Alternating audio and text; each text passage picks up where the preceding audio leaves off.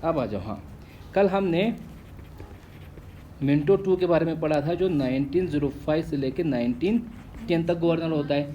इसके टाइम पे 1905 में, ठीक है ना, 1905 में पार्टीशन ऑफ, पहले 1905 में अक्टूबर में पार्टीशन ऑफ बंगाल करते हैं कर्जन, सॉरी उससे पहले करते हैं कर्जन, फिर इफेक्ट अक्टूबर में आएगा।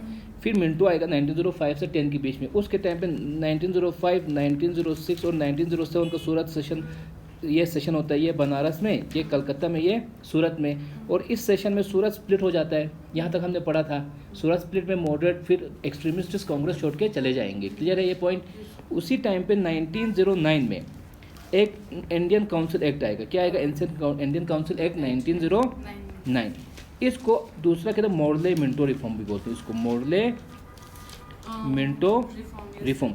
मॉडले हो गया यहाँ का, उस दिन हमने पढ़ा था government of India act 18, government of India 1858 act कौन सा ऑफिस लाया था? Secretary of state. अब इंडिया में एक सेक्रेटरी ऑफ स्टेट भी होता था, एक वाइसरॉय भी होता था। तो ये जो मॉडलो है वो सेक्रेटरी ऑफ स्टेट था, और मिंटो जो है वो क्या था? वाइसरॉय था। तो इसलिए इसको मॉडले मिंटो रिफॉर्म्स भी कहा। यहाँ तक क्लियर है ना? अब ये जो इंडियन, देखो अभी तक हमने इंडियन काउंसिल एक्ट कितने पढ़े? 3। पहला था इंडियन काउंसिल एक्ट ऑफ 1861, दूसरा था इंडियन काउंसिल एक्ट ऑफ 1892, तीसरा है अभी इंडियन काउंसिल एक्ट ऑफ 1909। इसमें क्या हुआ था कि 3 इंडियंस को लेजिस्लेटिव काउंसिल में ऐड किया था, जो गवर्नर उस वक्त अपने से किसी 3 को इंडियंस को डाल देता था। इसने क्या किया कि जो इंडियंस थे, नॉन ऑफिशियल मेंबर्स बोलते हैं इंडियंस को, उनको अब ज़मींदार और लोकल बॉडीज जो है अपने से किसी बंदे को भेजेंगे रिप्रेजेंटेटिव। तो यहाँ तो ये एक्ट क्या लाता है? ये इलेक्शन लाते हैं इंडिया में। अब क्या लाएगा? अब देखो गवर्नर जनरल में एक तो एग्जीक्यूटिव काउंसिल था, एक लेजिस्लेटिव काउंसिल था। इस लेजिस्लेटिव काउंसिल को हम क्या बोलते थे? इंपीरियल लेजिस्लेटिव काउंसिल या इंडियन लेजिस्लेटिव काउंसिल बोलते थे, है ना? अब इसमें जो इंडियंस होंगे वो इलेक्टेड होंगे। अब जो प्रोविंशियल लेवल पे जो बॉडीज हैं वो इलेक्ट करके ये हम अभी सेंट्रल लेवल की बात करें, सेंट्रल जनरल, जैसे कि ये इंडिया है, उस वक्त बंगाल में है सेंट्रल गवर्नमेंट। दक्षिण आते दिल्ली में था सेंट्रल गवर्नमेंट, उस वक्त बंगाल में था क्योंकि कैपिटल उस वक्त कलकत्ता था। तो यहाँ पे सेंट्रल गवर्नमेंट है। बाकी यहाँ पे अगर हम प्रोविंसेस की बात करें तो यहाँ पे बंगाल प्रोविंस, यहाँ बॉम्बे प्रोविंस, यहाँ मद्रास प्रोविंस था। तो प्रोविंशियल लेवल पे भी असेंबलीज थे, वहाँ पे भी लोकल मेंबर्स आते थे। अब ये जो असेंबलीज में लोकल मेंबर्स होंगे वो जो है नेशनल लेवल के लिए इलेक्ट करेंगे लोगों को, एक पॉइंट। तो इलेक्शन का सिस्टम यहाँ पे आ गया। और दूसरा चीज़ यहाँ पे सेपरेट इलेक्टोरेट आ जाता है यहाँ पे। ओ फॉर मुस्लिम्स मीन्स कि क्या हुआ? देखो दक्षिण आते वोट तांदवा, दक्षिण आती MP भी ना का तो मुस्लिम हिंदू हो, कोई ऐसा नहीं है। अब सेपरेट इलेक्टोरेट ना का, तो अभी मान के चलो लद्दाख को सेपरेट इलेक्टोरेट दे दिया, ठीक है। अगर हम ये लद्दाख है, मान के चलो लद्दाख में आ गया सेपरेट इलेक्टोरेट, जहाँ पे 2 सीटें दिया बुद्धिस्ट को, 2 सीटें दिया मुस्लिम्स को। तो यहाँ पे इस एग्जांपल में मैं बोल रहा हूँ सेपरेट इलेक्टोरेट आया किसको? मुसलमान और बुद्धिस्ट को। इसका मतलब क्या हुआ? यहाँ पे बुद्धिस्ट को 2 सीट है लद्दाख में, मुस्लिम्स को कितने सीट है? 2। तो टोटल लद्दाख के लिए 4 सीटें हैं। अब ये जो 2 बुद्धिस्ट सीटें हैं उनके लिए सिर्फ बुद्धिस्ट वोट करेंगे, ये जो 2 मुस्लिम सीटें हैं उनके लिए सिर्फ मुस्लिम वोट करेंगे। तो इस सिस्टम को हम बोलेंगे सेपरेट इलेक्टोरेट। क्लियर? सो तो यहाँ पे मुस्लिम्स के लिए सेपरेट इलेक्टोरेट आ जाता है 1909 एक्ट के थ्रू। तो फर्स्ट टाइम सेपरेट इलेक्टोरेट का कंसेप्ट कब आया? जब ना 1909 इंडियन काउंसिल एक्ट से आया, मॉडले मिंटो रिफॉर्म्स भी उसको बोलते हैं। दूसरा पॉइंट, मुस्लिम्स को फर्स्ट टाइम सेपरेट इलेक्टोरेट कब मिला? जब ना इसी एक्ट में, हाँ, मुस्लिम्स को मिल जाता है फर्स्ट टाइम, क्योंकि 1906 में इंडियन मुस्लिम लीग बन के आएगा, फिर वो गवर्नमेंट से डिमांड करेगा भाई हमको ये करो, हमारी मांगे पूरा करो तौशीक, फिर यहाँ पे उनको सेपरेट इलेक्टोरेट दिया जाएगा। तो यहाँ पे सेपरेट इलेक्टोरेट मतलब क्या हो गया कि मान लो इंडियन लेजिस्लेटिव काउंसिल है, ठीक है, उसमें मान लो इंडियंस के लिए 10 सीटें हैं। 10 सीटों में से मान के चलो 3 सीटें हैं मुस्लिम्स के लिए, बाकी 7 सीटें हो गया अदर्स इंडियंस के लिए, जिसमें सिख, जैन, हिंदू, मुस्लिम, हिंदू, बुद्धिस्ट सब आएंगे। तो वो सारे लोग इन 7 सीटों के लिए वोट करेंगे। जो मुस्लिम्स है वो इन 3 सीटों के लिए वोट करेगी उस तौशीक। और ये होते indirect elections. Indirect elections means क्या हुआ? देखो यहाँ पे प्रोविंसेस है कि नहीं है? 3। यहाँ पे बंगाल प्रोविंस है, बॉम्बे प्रोविंस है और कलकत्ता प्रोविंसेस है। अब यहाँ पे जो लोग होंगे, यहाँ पे पहले वोट करेंगे प्रोविंशियल लेजिस्लेटिव असेंबलीज में, जैसे कि MLN वोट तामिंदा अब इस तरह से मान के चलो कि यहाँ पे पहले लोग एमएलएस को, जो यहाँ प्रोविंस है उनके एमएलएस को वोट करेंगे, लोग वोट करेंगे, यहाँ पे ये पीपल है। अब ये जो लीडर्स है ये अपने से बंदों को चूज़ करेंगे सेंट्रल लेजिस्लेटिव असेंबली के लिए। तो इस डिसीजन इनडायरेक्ट इलेक्शन क्लियर। हाँ, तो इनडायरेक्ट इलेक्शन फर्स्ट टाइम कब आया? 1909 में। ये एक पॉइंट क्लियर होना चाहिए इसके रिलेटेड यहाँ पे। उसके बाद नेक्स्ट गवर्नर आएगा हमारा हार्डिंगे। वो आता है 1910 से लेके 16 तक, ठीक है यहाँ तक। और इसके टाइम पे सबसे जो इम्पोर्टेंट इवेंट होगा यही 1911 में जो दिल्ली दरबार होगा। दिल्ली दरबार, तो दिल्ली दरबार में उस वक़्त जो है जॉर्ज 5 होते हैं, किंग जॉर्ज 5 जो है वो दिल्ली आ जाएंगे। दिल्ली दरबार होता है उस वक़्त। तो ये हमने उस दिन में से भी पढ़ा था, एक दिल्ली दरबार पहले भी हुआ था, किसके टाइम पे? लिट्टन के टाइम पे। एक दिल्ली दरबार आगे भी होगा, तो टोटल 3 दिल्ली दरबार होते हैं। तो इस दिल्ली दरबार में क्या होता है, इसमें 2 इम्पोर्टेंट डेवलपमेंट्स होंगे इस 11 के दरबार में। किसके टाइम पे? हार्डिंगे के टाइम पे। एक होगा जो पार्टीशन ऑफ बंगाल था वो एनल होगा। एनल मीन्स खत्म, रिपील। तो पार्टीशन ऑफ बंगाल किसने लाया था?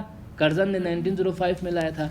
अब जो आगे जाके 11 में जब दिल्ली में राजा आएगा, वहाँ का जो मोनार्क इंडिया आएगा, तो वो क्या करेगा? पार्टीशन ऑफ बंगाल को ख़त्म करेगा। अब इससे क्या हो गया? मुस्लिम अभी तक किसकी तरफ थे? ब्रिटिश की तरफ। अब यहाँ पे जब उसने पार्टीशन ऑफ बंगाल, अगर हम एक एंगल से देखें तो पार्टीशन ऑफ बंगाल मुस्लिम्स के लिए ठीक था। अब उनके लिए अलग से एक स्टेट बन गया और वहाँ पे उन्होंने मुस्लिम लीग भी बनाई। उसके चलते आगे उनकी डिमांड ऑफ सेपरेट इलेक्टोरेट भी फुलफिल हो गई। लेकिन यहाँ पे अब अचानक से वो लोग क्या कर रहे हैं, जो पार्टीशन ऑफ बंगाल को ख़त्म कर दिए। तो ये मुस्लिम्स के लिए एक सेटबैक था नहीं था? अभी तक मुस्लिम्स इंडियन नेशनल कांग्रेस से अपोजिट में थे, ब्रिटिशर्स की साइड में थे। अब दूसरा, अब मुस्लिम्स को खुश करने के लिए, इससे तो मुस्लिम्स को दुखी होगा, तो उनको खुश करने के लिए क्या हो जाता है, जो कैपिटल है वो कलकत्ता से अब शिफ्ट होगी दिल्ली में। अब यहाँ पे क्वेश्चन, अभी जो हमारी दिल्ली है कैपिटल, वो 1911 में कैपिटल बन जाती है। उससे पहले इंडिया ब्रिटिश के टाइम पे कैपिटल क्या थी? कोलकाता थी। तो ये 2 इंपॉर्टेंट डेवलपमेंट्स होते हैं किसके टाइम पे? हार्डिंगे के टाइम पे, जब किंग जॉर्ज 5 आएगा उसके टाइम पे। ये पॉइंट क्लियर हुआ सबको? तो हार्डिंगे के टाइम पे ये। और कल मैंने बनाया था 1911 का जो इंडियन नेशनल कांग्रेस का सेशन होता है वो कहाँ पे होता है? कलकत्ता में होता है, जहाँ पे जन गण मन को फर्स्ट टाइम गाया जाता है। और इस जन गण मन को किसने लिखा था? रविंद्रनाथ टैगोर ने। और इस 1911 के सेशन को प्रिसाइड किसने किया था? नारायण दार। किसने प्रिसाइड किया था? नारायण दार ने प्रिसाइड किया था। ये एक इंपॉर्टेंट पॉइंट है 1911 में। आपने ये 3 पॉइंट्स याद रखने विद कॉन्टेक्स्ट ऑफ 1911। तो अभी हमने बोला 1907 में क्या हुआ? सूरत स्प्लिट हो गया। उसमें क्या होता है, जो इंडियन नेशनल कांग्रेस है वो एक्सट्रीमिस्ट और मॉडरेट्स में, और ये extremist left Indian National Congress है कि नहीं, एक्सट्रीमिस्ट इंडियन कांग्रेस को छोड़ देंगे। और जो एक्सट्रीमिस्ट है उनमें से 3 इंपॉर्टेंट फिगर्स क्या थी? लाल बाल पाल। ये कौन था? लाला लाजपत राय था, जिसको पंजाब केसरी भी बोलते थे, जो पंजाब में एक्टिव होता था। बाल गंगाधर तिलक, ये इसको क्या टाइटल था? लोकमान्य तिलक। क्या था? लोकमान्य तिलक इसका टाइटल था। ये एक्टिव था कहाँ पे? महाराष्ट्र में, है ना। और ये जो बिपिन चंद्र पाल, ये एक्टिव था बंगाल में। अब ये लोग सब छोड़ देंगे इंडियन नेशनल कांग्रेस को। कब? 1907 में। अब 2 जो इंडियन एक्सट्रीमिस्ट है वो लड़ रहे होते हैं ब्रिटिशर्स से, जो मॉडरेट्स वो यूजू कर रहे होते हैं ब्रिटिशर्स को। तो उनके यूजू के चलते 1909 का एक्ट आ जाएगा। वहाँ पे अब उनको सेपरेट इलेक्टोरेट भी आ गया। ऊपर काउंसिल में जो इंडियंस का नंबर होगा, स्ट्रेंथ, वो भी बढ़ेगा। फिर असेंबलीज भी काफ़ी ज़्यादा आ जाएंगी इस तरह से।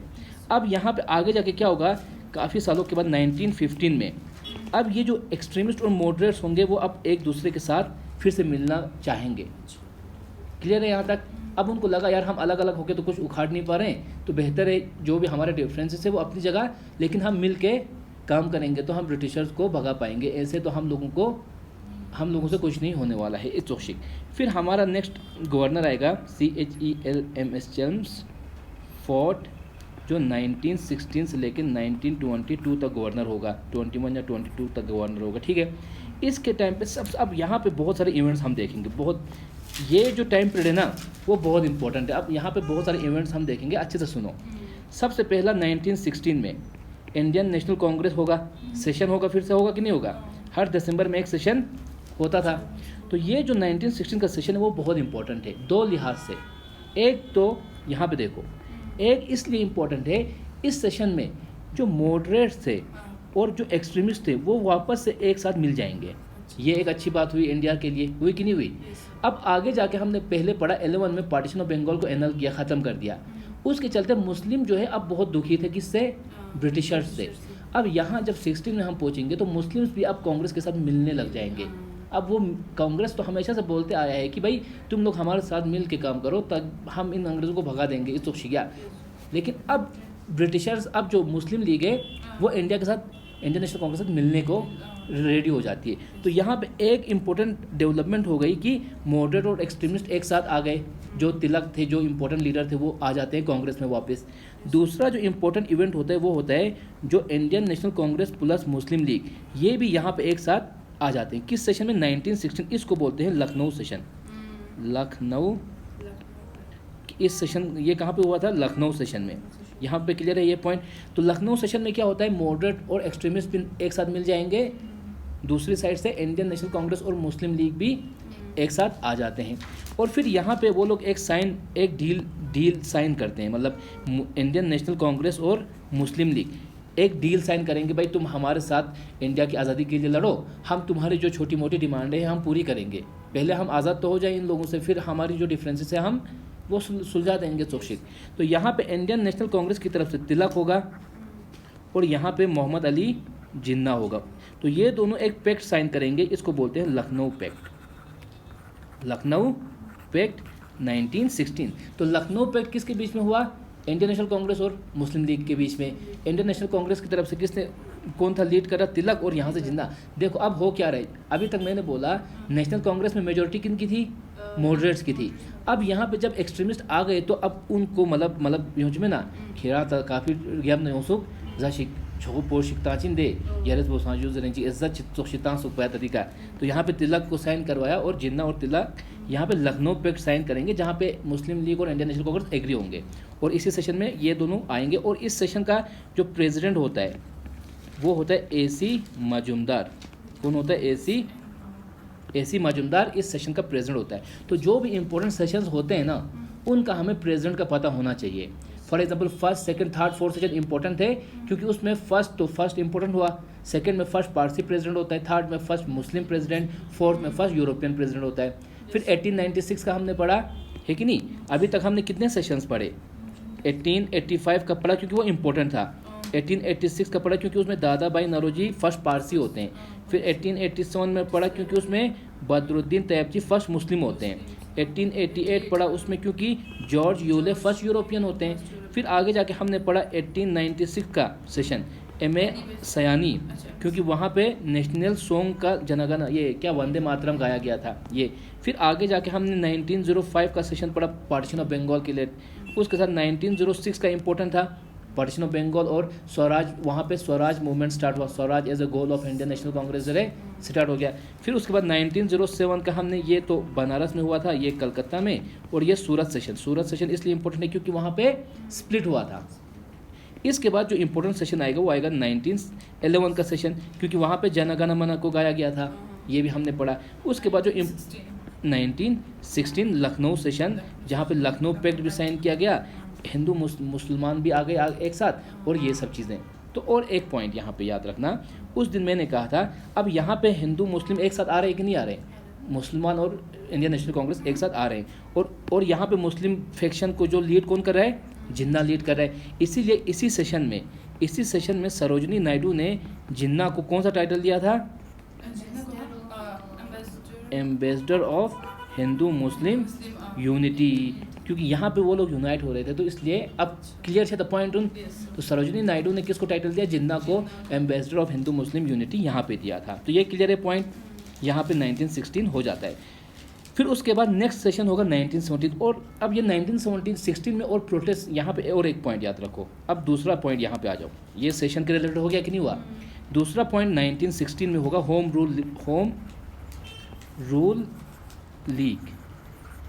रूल लीग या होम रूल मूवमेंट भी बोल सकते हैं इसको हम। क्या होगा?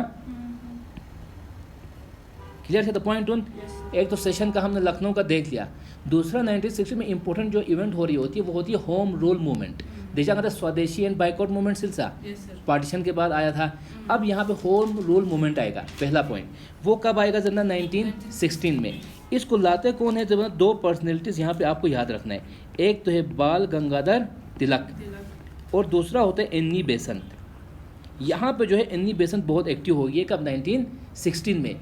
ये देखो उस वक्त इरिश जो आयरलैंड था वो भी ब्रिटिश का एक छोटा सा पार्ट था, वहाँ पे भी एक मूवमेंट चल रही थी, होम रूल मूवमेंट। अब ये जो आयरिश लेडी है एनी बेसंत, वहीं इंडिया में भी वो ऐसा मूवमेंट चलाना चाहती थी। तो इंडिया में भी दो home rule movement, home rule मतलब चीज सोंगाती रूल योमा गोशिन सोशी, क्या नाम से ही पता है, तो एक मूवमेंट होती है होम रूल मूवमेंट। अब यहाँ पे क्या हो रहा है? देखो जो तिलक है, तिलक कहाँ पे एक्टिव था? महाराष्ट्र में। ये महाराष्ट्र से था, यहाँ पे एक्टिव था। तो जो तिलक का होम रूल मूवमेंट था वो सिर्फ महाराष्ट्र और इस रीजन में होगा, क्लियर है। जो एनी बेसंत था उसका होम रूल पूरे इंडिया में होगा, ये दो डिफरेंस है। और जो यहाँ पे एनी बेसंत आएगी वो एक all India home rule league एक बॉडी भी बनाएगी, all India home rule league एक बॉडी बनाएगी, क्लियर है ये पॉइंट। 1916 में आगे जाके फिर 1921 में गांधी इसको स्वराज सभा नाम चेंज करते हैं, Swaraja Sabha home rule league, all India home rule league जर्चिंद दिला, all India home rule league. ये सब चीज़ें आपको मिल जाएंगी यार, दिन आता टाइम कम छाना ज़्यादा शिक दिक्कत टाइम लेंचिन, तो इसलिए मैं थोड़ा फास्ट लिख रहा हूँ। बाद में वीडियो भी देख के आप इनको अच्छे से नोट्स ले सकते हो, मैं ना। तो यहाँ पे आगे जाके 1920 में गांधी उसको चेंज करेगा स्वराज सभा। तो ये क्वेश्चन आता है स्वराज सभा कब चेंज हुआ? 1921, 22 कुछ में, और all India home rule league बाद में किस में चेंज होता है? इसमें। तो यहाँ पे एनी बेसंत होगी अब एक्टिव, अब नेशनल लेवल पे एक्टिव हो गई। ब्रिटिशर्स इसको अरेस्ट भी करते हैं, फिर वापस छोड़ देते हैं। तो इन सब के चलते क्या होगा कि अब ये बहुत फेमस हो जाती है। होने के चलते जो नेक्स्ट सेशन होगा 1917 में, उसमें एनी बेसंत को फिर प्रेसिडेंट इलेक्ट किया जाता है। तो यहाँ पे वो first female president of Indian National Congress बन जाती है। कौन? एनी बेसंत, क्लियर हुआ? अब स्टोरी समझ आ रही है ना? चीज़ें फैक्ट याद तब रहेंगे जब आपको स्टोरी क्लियर हो हर एक चीज़। तो यहाँ पे एनी बेसंत एक्टिव होगी। तो 1917 में फर्स्ट इंडियन नेशनल कांग्रेस की फीमेल प्रेसिडेंट आती है एनी बेसंत। अब यहाँ पे दो फैक्ट्स आपने याद रखने हैं, वो दो फैक्ट्स क्या है? देखो होम रूल मूवमेंट के साथ कौन कौन इन्वॉल्व है? तिलक और एनी बेसंत। होम रूल मूवमेंट के साथ सो इन्वॉल्व उतना का, तो इन दोनों का नाम याद रखना। और इसका एक न्यूज़पेपर, इसके भी दो न्यूज़पेपर होते हैं, इसके भी दो। इसका मैंने पढ़ाया था न्यूज़पेपर, क्या क्या थे? न्यू इंडिया और न्यू इंडिया एंड कॉमनवेल्थ। इसके दो होते हैं। देखो ये जो तिलक है वो किस रीजन में एक्टिव है? मुंबई में। वहाँ पे कौन सी लैंग्वेज होती है? मराठी। गुड। तो एक न्यूज़ है मराठी, द मराठी या मराठी एक आता है, दूसरा आता है इसका केसरी। केसरी और मराठी दो न्यूज़पेपर आते हैं। वो किसके होते हैं? तिलक के। केसरी जरा बना एक टाइटल देखो, लाला लाजपत राय, एक सेकेंड है लाला लाजपत। देखो पंजाब जो ना, पंजाब एक्टिव दर्शा तो सुसिलसित लाला लाजपत राय एक्टिव बनता है, पंजाब में होता है। बाद में उसको मार भी देते हैं पुलिस पंजाब में, वो हम पढ़ेंगे। तो पंजाब केसरी जरना लाला लाजपत राय, केसरी जरना का तो तिलक। और ये दोनों एक्सट्रीमिस्ट हैं, याद रहेगा। और तिलक का टाइटल है लोकमान्य। इसी तरह एनी बेसंत का न्यू इंडिया और कॉमनवेल्थ दो न्यूज़पेपर आते हैं। ठीक है, यहाँ तक 17 तक हमारा स्टोरी यहाँ तक चल गया। ठीक है। और 1914 में वर्ल्ड वॉर 1 भी स्टार्ट होगा, ये पॉइंट हमने बोल दिया। उसके बाद कुछ बचता है क्या यहाँ पे? हाँ अब ठीक है, यहाँ तक स्टोरी समझ आई। होम रूल मूवमेंट क्लियर हुआ, Lucknow pact, Lucknow session clear हुआ, दिल्ली दरबार 1911 क्लियर हुआ, उससे पहले स्वदेशी मूवमेंट क्लियर हुआ। बाकी जो इंपॉर्टेंट सेशंस थे जो हमने यहाँ पे पढ़े थे ये भी क्लियर हो गए। अब यहाँ पे हमारे एक्चुअल हीरो, मूवी में एक्चुअल हीरो कौन है? अब इंडियन नेशनल फ्रीडम स्ट्रगल का हीरो गांधी। अब यहाँ पे गांधी की एंट्री हो जाती है, अब आएगा मज़ा। अब आ गया गांधी हमारी स्टोरी में। अभी तक गांधी कहीं आया? क्योंकि वो अफ्रीका में लड़ रहा था, जो भी लड़ रहा था अफ्रीका में लड़ रहा था अभी तक। पहले गांधी अफ्रीका छात्र, अफ्रीका में जब वो एक केस लड़ने जाता है, कहाँ पे? साउथ अफ्रीका में, साउथ अफ्रीका में। और साउथ अफ्रीका में भी क्या था? अंग्रेज़ों का राज था। और वहाँ पे बहुत सारे इंडियंस थे जिनको काम करने के लिए लिया गया था वहाँ पे ब्रिटिशर्स ने। फिर उन पे भी बहुत अत्याचार होता है। तो वहाँ पे फिर गांधी जो है फर्स्ट टाइम जो गरीबों के लिए जर्ची में मजलूमों के लिए लड़ने का सिस्टम वहाँ पे स्टार्ट करते हैं। तो वहाँ पे वो बहुत फेमस हो जाएंगे। अब उसकी चर्चे इंडिया में भी होने लगते हैं। तो फिर इंडिया में कल मैंने गोपाल कृष्ण गोखले से सुना, Gopal Krishna Gokhale 1905 Indian National Congress session Banaras का प्रेसिडेंट था, उसको बोलते हैं पॉलिटिकल फादर ऑफ गांधी। उसके चलते उसके रिक्वेस्ट से ऐसा बोला जाता है कि उसके कहने पे गांधी जो है वापस इंडिया आ जाते हैं। 1915-16 में गांधी आ जाएंगे। गांधी जब आएंगे इंडिया में तो वो एकदम पॉलिटिकली एक्टिव नहीं होते हैं, वो आएंगे। और हमें बताओ एक साबरमती रिवर कहाँ पे फ्लो होती है? ज्योग्राफी में हमने पढ़ा था, साबरमती रिवर का स्टेट का फ्लो चार्ट। ये कौन सा स्टेट है? गुजरात। एक रिवर ऐसे गिरती है उसको बोलते हैं साबरमती रिवर, साबरमती रिवर। तो वो यहाँ पे एक आश्रम खोलेंगे। गांधी आएंगे इंडिया में, एकदम से पहले एक्टिव नहीं होंगे, वो एक आश्रम खोलेंगे, वहाँ पे बैठेंगे, फिर वो एक ऑल इंडिया टूर करेंगे, देखेंगे भाई इंडिया में हो क्या रहा है, मतलब एक एनालाइज करेंगे एथोशिया में ना। फिर उनकी एंट्री होगी, जो फर्स्ट एक्टिविटी होगी उनकी, देखो यहाँ पे फर्स्ट उनकी जो एक्टिविटी होगी वो होगी 1917 में। कब होगी? चंपारण सत्याग्रह। मैंने पढ़ाया था ये पॉइंट को, चंपारण सत्याग्रह। सत्याग्रह बोलते हैं गांधी के जो ना, गांधी का स्टाइल प्रोटेस्ट करने का। मतलब गांधी ने बोला, मान के चलो यहाँ पे नीचे प्रोटेस्ट हो रहा है, कुछ गांधी कर रहा है, अब गवर्नमेंट आके ब्रिटिशर्स बोल रहे जाओ गांधी ये वायलेट लॉ मत करो उधर चीन। गांधी क्या करेगा, वो यहाँ से अटैक भी नहीं करेगा, वहीं बैठेगा, इवन खोई दूँ नाम खो जाएगा दुचिन, मतलब में ना, मतलब भाई मैं नहीं जाऊँगा तोशिक। उस वक्त थोड़ी सिस्टम पोजिशन सत्याग्रह, गांधी का जो प्रोटेस्ट करने का, जो लड़ने का स्टाइल था ब्रिटिशर्स के साथ, उसी को सत्याग्रह बोलेंगे। तो चंपारण सत्याग्रह क्या हो गया? देखो, चंपारण एक बिहार में डिस्ट्रिक्ट है, वहाँ पे इंडिगो प्लांटेशन चलता था। तो सिर्फ ना इंडिगो प्लांटेशन रे, इंडिगो रिवोल्ट पढ़ा था रेवेन्यू सिस्टम का, वीडियो देख लेना। उस वक्त मेहरून ना जहरा उत्पिन सिर्फ आज छप कमरे आता यो अशोर था तच यो चिक सिल्फिन पा इतो था, उसमें पढ़ाया था इंडिगो प्लांटेशन। इंडिगो प्लांटेशन मतलब जो सॉन्ग एक इंडिगो तो कैश क्रॉप हुआ। अब हम अभी आपके घर में खाने की दिक्कत होगी तो आप क्या ग्रो करोगे? वीट, राइस, ये सब। अब कोई आपको फोर्स करके इंडिगो ग्रो करो उधर ना का तो सचिन। तो वैसी सिचुएशन थी बिहार में, तो लोगों ने इस पॉलिसी के अगेंस्ट रिवोल्ट किया। मतलब जो पीजेंट थे वहाँ पे, उन्होंने अपोज किया, तो उन पे जुल्म होता है। तो वहाँ पे फिर गांधी पहुँच जाएंगे बिहार में। अभी गांधी रहते कहाँ पे है? गुजरात में। अब वो बिहार में पहुँचेंगे, बिहार उस जगह को बोलते हैं चंपारण। तो वहाँ पे फिर वो उन गरीबों की मदद करेंगे और फाइनली उन गरीबों की जो डिमांड होती है वो ब्रिटिशर फुलफिल करता है। तो वहाँ पे वो फर्स्ट टाइम सक्सेसफुल हो जाएगा, तो उसको हम बोलेंगे चंपारण सत्याग्रह। इसको बोलते हैं first non cooperative movement. Gandhi आगे जाके बहुत बड़े मूवमेंट्स आएगा। अभी तक हमने क्या पढ़ा? स्वदेशी movement, home rule league movement, सिलसिले।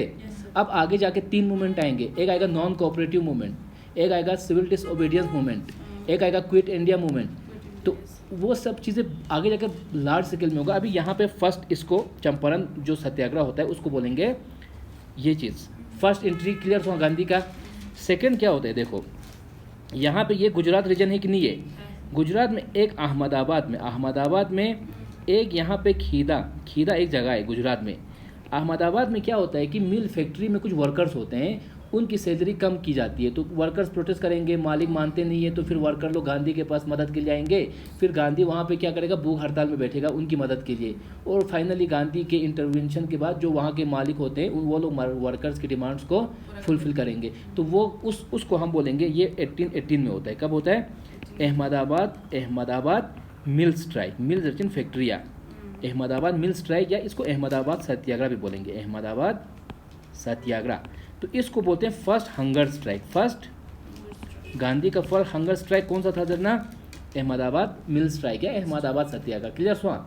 उसी तरह खीदा एक जगह है गुजरात एरिया में, वहाँ पे भी किसानों के साथ कुछ जुल्म हो रहा था। क्रॉप ग्रो नहीं हो गया और लोग गवर्नमेंट से टैक्स कलेक्शन कर रही है, ऐसा वैसा कुछ वहाँ पे हो जाता है। तो फिर वहाँ पे भी गांधी पहुँच जाएंगे। फिर वहाँ पे गांधी जो है उन्होंने कहा कि आप ये दे दो, क्या क्रॉप दे दो, ये टैक्स दे दो। गांधी बोलते हैं मत दे दो, जितना जो सफरिंग होगा हम जेल लेंगे जरिए ठीक। इस तो शिबात बा। फिर वहाँ फाइनली गांधी के आने के बाद वो लोग मान के जो किसानों की प्रॉब्लम्स थी वो फिक्स कर देंगे। तो उस खीदा सत्याग्रह देखिए, इसको क्या बोलेंगे? खीदा सत्याग्रह 1818 में ये भी होगा। इसको बोलेंगे first civil disobedience movement, civil disobedience movement. Clear है? यहाँ तक 3 मूवमेंट अभी तक हमने पढ़ा। एक पढ़ा चंपारण सत्याग्रह 17 में, स्टोरी क्लियर होते। दूसरा अहमदाबाद मिल स्ट्राइक 18 में, फिर तीसरा खीरा सत्याग्रह 18 में। मिल स्ट्राइक में हंगर करते तो फर्स्ट हंगर स्ट्राइक गांधी का हो गया। चंपारण सत्याग्रह फर्स्ट नॉन कोऑपरेशन मूवमेंट, खीरा में फर्स्ट सिविल डिसोबीडियंस मूवमेंट। इस पर मैंने क्वेश्चन भी लाया है तो वो अभी हम देखेंगे। ये पॉइंट क्लियर हुआ। उसके बाद आगे जाके देखो, अभी तक हमने क्या पढ़ा, first non cooperative movement, first civil disobedience movement ना, फर्स्ट हंगर स्ट्राइक सिलसा। अब एक होता है फर्स्ट ऑल इंडिया स्ट्राइक। अब होगा क्या देखो, अब 1919 में ये स्टोरी देखो अच्छे से सुनो। 1919 में ब्रिटिशर्स एक एक्ट लाएंगे। क्या लाएंगे? एक्ट पास करेंगे। उसको बोलते हैं राउलाट एक्ट। राउलाट एक्ट पास करेंगे। इसको दूसरा एक नाम होता है एनार्किकल एंड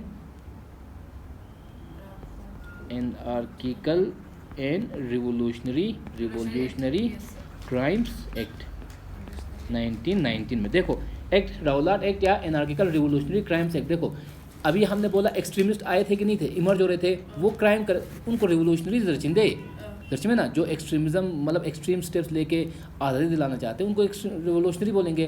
तो उनको सप्रेस करने के लिए तो मैं इसका मेन काम था एक्ट का, राउलाट एक्ट का, कि जो पुलिस है वो किसी भी इंडियन को सस्पिशन के बेस पे जेल कर सकती है। मान के चलो आ गई पुलिस यहाँ पे और मेरे को पकड़ लिया, बोला भाई तू इंडिया के अगेंस्ट कुछ यहाँ पे साजिश कर रहा है, हमें शक है, चलो जेल। जस्ट शक है जरा, किसी को भी जेल में डाल सकते थे पुलिस। तो इस एक्ट के चलते इसको ब्लैक एक्ट भी बोल जाते थे। क्या बोलते हैं इसको? ब्लैक एक्ट भी बोलते हैं। तो इस एक्ट के चलते प्रोटेस्ट करने लगता है कौन? गांधी। तो उसको हम बोलेंगे राउलाट सत्याग्रह। राउलाट सत्याग्रह, इसको बोलते हैं फर्स्ट ऑल इंडिया स्ट्राइक। इसको क्या बोलेंगे? फर्स्ट ऑल इंडिया राउलाट सत्याग्रह। अब ये जो राउलाट एक्ट पास किया ब्रिटिशर्स ने, उसको गांधी ने कहा ब्लैक एक्ट। और इसके चलते बहुत इंडियंस जो है जो असेंबली में थे वो लोग असेंबली से रिज़ाइन दे के निकल जाएंगे, क्योंकि असेंबली में मेजोरिटी किसकी है? अंग्रेज़ों की। तो वो कोई भी एक्ट निकाल के पास कर सकते हैं। तो राउलाट एक्ट इतुजोशिक 1919 में आया था। रिवोल्यूशनरी एक्ट उसको कहेंगे, इसको ब्लैक एक्ट भी कहेंगे। और इसके रिएक्शन में क्या हुआ? राउलाट सत्याग्रह होता है 1919 में, जहाँ पे गांधी ऑल इंडिया स्ट्राइक के लिए लोगों को कहता है। लेकिन ऑल इंडिया स्ट्राइक होने से पहले ही, कुछ टाइम पहले ही, अप्रैल 13, 1919 में एक इम्पोर्टेंट इवेंट होता है जिसको बोलते हैं जलियांवाला बाग मैसेकर। क्या बोलेंगे? जलियांवाला बाग मैसेकर। और इसमें जो जनरल होता है, general Dyer, DYRE, general Dyer, बाद में इस जनरल डायर को मार देता है उधम सिंह। कौन मार देता है? उधम सिंह। अब स्टोरी सुनो अच्छे से। राउलाट एक्ट आया, गांधी ने इसके लिए प्रोटेस्ट की, वो करी, ऑल इंडिया स्ट्राइक करेंगे हम लोग, ये गलत हो रहा है ज़रे। और उसी बीच जब पंजाब में जलियांवाला बाग एक जगह थे जहाँ पे लोग कोई फेस्टिवल मनाने आए होंगे, तो उधर क्या होता है कि अब मान के चलो दीव जलियांवाला बाग पहुँचे रूम को, अब रूम आयूँ अच्छा जगह गए जुगो चिची गयो। अब यहीं एक दरवाज़ा है आने के लिए भी जाने के लिए भी। अब मान के चलो ब्रिटिशर्स आके तोप की गाड़ियाँ खड़ी कर दिया दरवाजे पे ही, तो कोई कहीं भाग सकेगा? नहीं भाग सकेगा। अब उसके बीच में एक कुआं होता था, तो ब्रिटिशर्स गेट के पास आके जो जनरल डायर होता है वो ऑर्डर देता है अपने फौजियों को कि इन लोगों पे अटैक। तो वहाँ बीवी बच्चे मतलब बोमो भूसा अपो अपी सब चीन, तो इन पे अटैक कर देता है और हज़ारों लोगों को वहाँ पे मार देगा। और जो कोई बचना चाहते थे वो कहाँ कूदते थे? कुएं में, पानी में मर जाएंगे। तो इस तरह से वहाँ पे एक बहुत बड़ा मैसेकर हो जाएगा। तो इसको हम बोलते हैं जलियांवाला बाग मैसेकर। किस जनरल ने कराया था? ये जनरल डायर ने कराया था। बाद में एक सरदार उसको मार देगा, उस सरदार का नाम होता है उधम सिंह। ये कब होता है? 1919 में। तो इस रिएक्शन पे देखो, अब यहाँ पे जलियांवाला बाग हुआ कि नहीं हुआ? तो इस रिएक्शन के बाद गांधी जी जो है अपना जो सत्याग्रह मूवमेंट, ये राउलाट सत्याग्रह करने वाले थे, उसको रोक देते हैं। और उस वक्त यहाँ पे दो बंदों को आपने याद रखना है, रविंद्रनाथ टैगोर और महात्मा गांधी। एक उर्दू रविंद्रनाथ टैगोर को नाइटहुड का टाइटल दिया हुआ था ब्रिटिशर्स ने। तो वो टाइटल जो है रविंद्रनाथ टैगोर जो है फेंक देता है, छोड़ देता है, मुझे नहीं चाहिए। तो प्रोटेस्ट में दशा में बंदो अंगाती इंडिया नानी की प्रोटेस्ट हो, तो बहुत सारे लोग मान के चलो तुम्हें पद्मा भूषण अवार्ड मिला है तो वो वापस कर दे रहे हैं लोगों को। तुझे कोई नेशनल लेवल का अवार्ड मिला है तो तू प्रोटेस्ट में वापस करे। मान के चलूँगा तो भारत रत्न तांसोद ता मैंने अब गाता छी रुको 6 शेड्यूल, अब मैं 6 शेड्यूल के प्रोटेस्ट में क्या करूँगा? इंडिया गवर्नमेंट का भारत रत्न वापस कर दूंगा। तो जो एक टाइप का क्या हुआ? प्रोटेस्ट। तो इसी तरह यहाँ पे रविंद्रनाथ टैगोर जो है वो नाइटहुड का जो टाइटल है जो ब्रिटिशर्स ने उसको दिया था उसको छोड़ देगा। महात्मा गांधी जो है वो केसर हिंद, इसको एक टाइटल मिलता है जब वो यूरोप में था। कहाँ पे? ये साउथ अफ्रीका में। वहाँ पे ब्रिटिशर्स की मदद करने के बाद इसको एक टाइटल मिला था केसर हिंद, तो उस टाइटल को भी ये छोड़ देगा इस protest of Jallianwala Bagh massacre. और आगे जाके 1922 में नेक्स्ट जो वाइसराय होगा वो होगा रीडिंग होगा, जो 22 से 26 के बीच में। तो ये जो रीडिंग है 1922 में राउलाट एक्ट को क्या करेगा, रिपील करेगा। उसके बाद दूसरा 1919 में एक गवर्नमेंट ऑफ इंडिया एक्ट 1919 पास होगा। क्लियर है।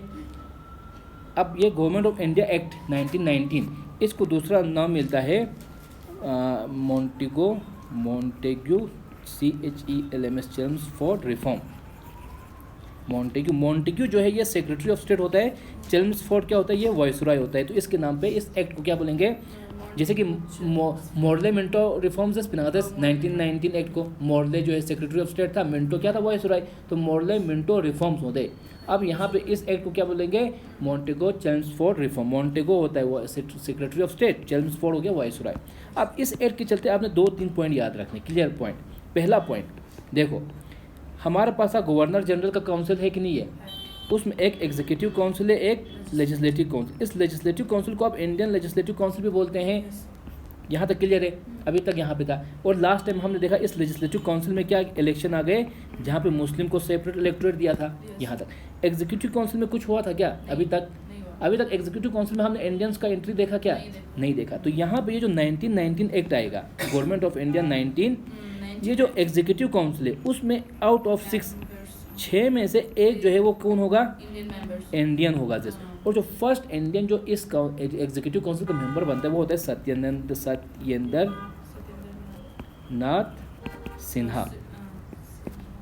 नाथ सिन्हा कौन होता है, फर्स्ट एग्जीक्यूटिव काउंसिल का इंडियन मेंबर होगा। तेजाब सिन्हा फर्स्ट सिविल सर्वेंट कौन था, सत्येंद्र नाथ टैगोर।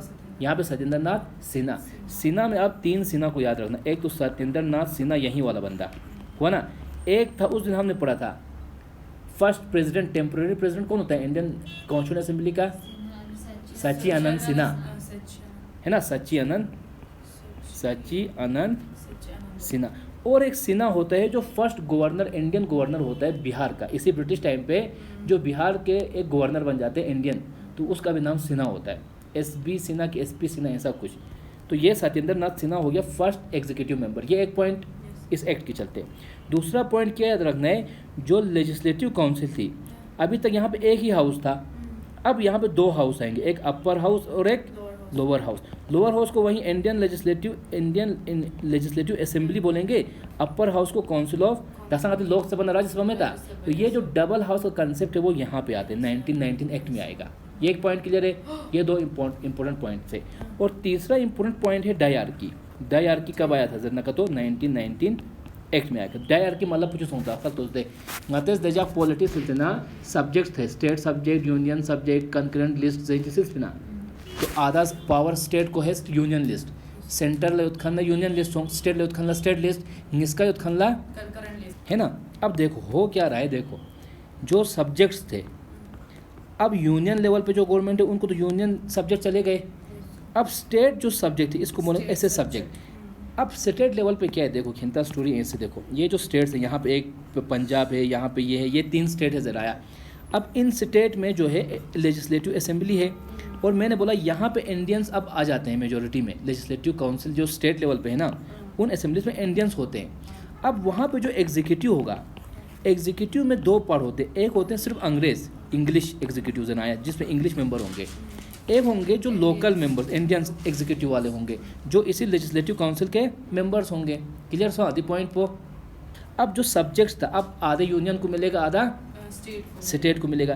तो ये जो स्टेट में सब्जेक्ट है इसको 2 टाइप में डिवाइड करेंगे, एक को करेंगे रिजर्व लिस्ट, एक को बोलेंगे ट्रांसफर्ड लिस्ट। इसको क्या बोलेंगे, जो स्टेट का सब्जेक्ट है उसको एक को रिजर्व लिस्ट, एक को ट्रांसफर्ड लिस्ट। जो रिजर्व लिस्ट सब्जेक्ट है उसमें सिर्फ इंग्लिश के जो मेंबर्स हैं, जो इंग्लिश मेंबर वही होंगे जो गवर्नर अपने से अपॉइंट कर रहा है, क्योंकि यहाँ पे जो एग्जीक्यूटिव स्टेट लेवल पे जो एग्जीक्यूटिव है उसमें एक इंग्लिश ग्रुप आएगा, एक लोकल ग्रुप आएगा, है कि नहीं आएगा। और ये लोकल ग्रुप एक इंग्लिश ग्रुप जराया, अंग्रेज़ वाले वही होंगे जो उनका क्राउन या वो अपॉइंट करेगा, लोकल वाले तो वही होंगे जो लोग इलेक्ट करेंगे। अब यहाँ पे इलेक्शन हो रहे हैं ना लोकल लेवल पे, तो ये लोगों को लोकल लेवल को ngati MLA MLA sakongchin de MLN खाची मिनिस्टर दन मत उस चौक आया। अब यहाँ पे ट्रांसफ़र लिस्ट होता है, ये इंडियंस को मिलती है पावर। मतलब कि ऐसा देखो, रेवेन्यू कलेक्ट करना, मान लो रिजर्व लिस्ट में रेवेन्यू कलेक्शन हो गया, तो रेवेन्यू कलेक्शन किसको मिला? अंग्रेज़ों को, इंग्लिश वालों को। और मान के चलो म्यूनिसिपैलिटी या हेल्थ सर्विस इनको मिला। अब एक बात बताओ, पैसा इनके पास है लेकिन हेल्थ सर्विस को पहुंचाना इन लोगों को, इंडियन मिनिस्टर्स को, तो कुछ बनेगा ये चीज़? नहीं बनेगा। तो वही सिस्टम होता है। तो अब यहाँ पे जो स्टेट लिस्ट का सब्जेक्ट है वो रिजर्व लिस्ट और ट्रांसफ़र लिस्ट में डिवाइड होगा। रिजर्व लिस्ट में सिर्फ अंग्रेज़ों को जुरिस्डिक्शन होगा, ट्रांसफ़र लिस्ट में इंडियंस को जुरिस्डिक्शन होगा। तो इस सिस्टम को हम बोलेंगे डाई आर्की। डाई मतलब दो, आर्की मीन्स मतलब ड्यूअल गवर्नमेंट सिस्टम ना, तो उसमें भी वैसा ही सिस्टम था कि नहीं था? तो यहाँ पे भी कुछ वैसा ही सिस्टम है या ड्यूअल गवर्नमेंट चौशिक, लेकिन यहाँ पे ब्रिटिशर्स और इंडियंस के बीच में है। तो इस डाई आर्की को कौन लाया था? क्वेश्चन आता है डाई आर्की को किसने लाया था इस एक्ट ने, किसने? तो ये डाई आर्की क्लियर सो दे। डाई आर्की लाया था, इंट्रोड्यूस किया था 1919 गवर्नमेंट ऑफ इंडिया एक्ट ने लाया था। बाद में आगे जाके इस डाई आर्की को एबॉलिश करता है 1935 government of India act abolish कर देगा इसको। तो ये 2 पॉइंट याद रहेगा इस गवर्नमेंट एक्ट के चलते। तो बस इतना याद रखो यार। अब क्वेश्चंस देखो, हुआ था कांग्रेस प्रेसिडेंट 1911 सेशन में कांग्रेस प्रेसिडेंट कौन था बोलो? हाँ, नारायण दास था कि नहीं था?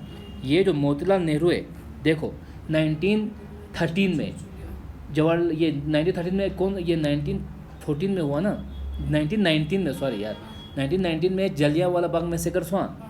कहाँ पे होता है? पंजाब में। तो उसी साल पंजाब अमृतसर में एक सेशन होगा, 1919 सेशन अमृतसर का, उसका ये नेहरू होता है, मोतीलाल नेहरू।